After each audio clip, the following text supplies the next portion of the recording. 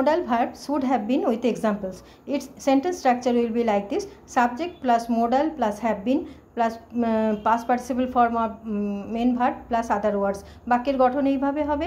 Positive sentence হলে প্রথমে subject, তারপরে মোডাল, তারপরে হ্যাভ বিন, তারপরে ভার্বের পাস্ট পার্টিসিপল ফর্ম, তারপরে অন্যান্য শব্দ। নেগেটিভ সেন্টেন্স হলে প্রথমে সাবজেক্ট, তারপরে মোডাল, মোডালের পর নট বসবে, তারপরে হ্যাভ বিন, তারপরে ভার্বের পাস্ট পার্টিসিপল ফর্ম, তারপরে অন্যান্য শব্দ। First you should have been at home, তোমার বাড়িতে থাকা উচিত ছিল। এখানে ইউ হচ্ছে সাবজেক্ট, শুড হ্যাভ হচ্ছে মোডাল, বিন হচ্ছে বি ভার্বের পাস্ট পার্টিসিপল ফর্ম, আর অ্যাট হোম হচ্ছে other words. They should have been in the meeting, তাদের মিটিংয়ে থাকা উচিত ছিল। She should have been with me, তার আমার সঙ্গে থাকা উচিত ছিল। Second use, they should have been informed, তাদেরকে জানানো উচিত ছিল। দে হচ্ছে সাবজেক্ট, শুড হচ্ছে মোডাল, হ্যাভ বিন হচ্ছে হেল্পিং ভার্ব, ইনফর্মড হচ্ছে ভার্বের past participle form. They should have been invited, তাদেরকে নিমন্ত্রণ করা উচিত ছিল। দে শুড হ্যাভ বিন টট, তাদেরকে শেখানো উচিত ছিল। They should have been made understand, তাদেরকে বোঝানো উচিত ছিল। Made means making someone understand, made মানে বোঝানো। We should have been suggested, আমাদেরকে সাজেস্ট করা উচিত ছিল।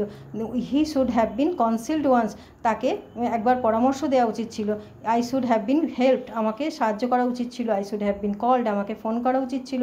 I should have been trained, আমাকে প্রশিক্ষণ দেওয়া উচিত ছিল। I should have been seen, আমাকে দেখানো উচিত ছিল। I should have been discussed, আমার সঙ্গে আলোচনা করা উচিত ছিল।